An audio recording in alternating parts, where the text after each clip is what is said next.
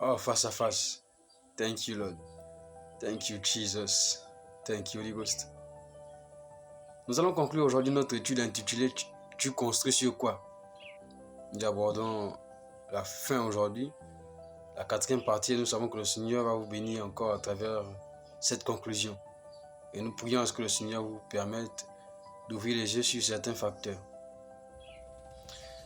Dans la troisième partie, nous avons clairement dit qu'à cause des déceptions amoureuses, certaines personnes se suicident. À cause des trahisons sentimentales, certaines personnes se pendent, etc. D'autres perdent la tête et un an qui deviennent fous. Le pire, c'est qu'à cause des procès, certains rentrent dans les sectes. La question, c'est est-ce le meilleur choix? Est-ce que c'est réellement ce que vous voulez? Y a-t-il pas d'autre solution? Parce que voyez-vous, vous n'êtes pas le premier et vous n'êtes pas le dernier à vivre des problèmes financiers. C'est une chose récurrente. Quand je parle de récurrente, c'est d'une manière générale. Nous avons tous un jour ou un autre, d'un jour à un autre, des problèmes financiers. Il n'y a aucune situation qui est éternelle sur terre. Aucune.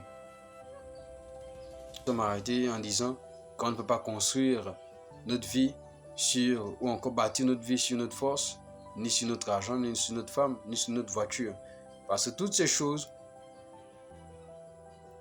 ont un certain temps. Et la vie est bien meilleure que cela. Et ce que j'aimerais dire ici, c'est que ce que Dieu veut nous donner, ce n'est pas d'abord, par exemple, le mariage. Ce que Dieu veut nous donner, ce n'est pas d'abord le voyage. Ce que Dieu veut nous donner, c'est d'abord le travail. Parce que, voyez-vous, il y a des gens qui travaillent, mais qui n'ont pas la paix, qui n'ont aucune joie. Il y a des gens qui sont mariés, mais c'est tout le temps des problèmes sur problèmes. Discute sur discute, menace sur menace, bagarre, etc. Il y a des gens qui voyagent, mais qui n'ont pas de paix. Ceux qui travaillent, mais ne font rien avec ce qu'ils ont comme argent. Donc voyez-vous, ce que Dieu veut d'abord nous donner, ce n'est pas le voyage, ce n'est pas le travail, ce n'est même pas le mariage. Ce que Dieu veut d'abord nous donner, c'est sa parole dans le cœur. C'est la première chose que Dieu veut nous donner, afin que lorsque les épreuves viendront, lorsque les troubles viendront, lorsque les perturbations viendront, lorsque les difficultés viendront, ton cœur sera en paix, ton cœur sera en sécurité. Parce que tu as mis ta vie, tu as mis ton cœur, tu as construit sur Jésus-Christ de Nazareth qui est le rocher. Et c'est ça. C'est ce qu'il faut faire. C'est l'urgence. J'ai vu des mariés qui n'ont pas la paix dans leur foyer. J'ai vu des gens qui voyagent mais qui n'ont pas la joie. J'ai vu des gens qui travaillent mais qui n'ont pas la paix. Vous savez, tous ces facteurs ne sont rien d'autre que des preuves que les choses sur lesquelles nous fondons notre vie, les choses sur lesquelles nous bâtissons notre vie,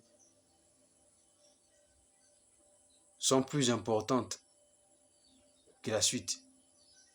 Lorsqu'un maçon construit une maison, il s'arrange à ce que la base soit bien positionnée, que le soubassement, que le béton des propriétés et le soubassement soient bien fondés, afin que la construction, c'est-à-dire quand ils vont monter les murs, tout se passe convenablement.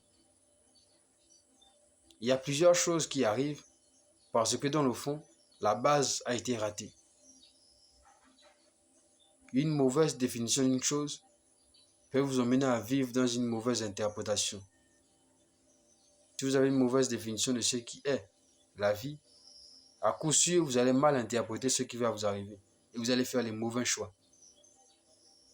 Parce que celui qui pense mal parle mal et celui qui parle mal pense mal. Mais la question que j'aimerais poser, c'est sur quoi avez-vous fondé votre vie? Nous allons conclure aujourd'hui et nous croyons que le Seigneur vous a béni. Parce que c'est l'heure de fonder votre vie sur le rocher, Jésus-Christ de Nazareth. Et peu importe les vents qu'il y a à gauche et à droite, devant, derrière, vous resterez debout, face à face.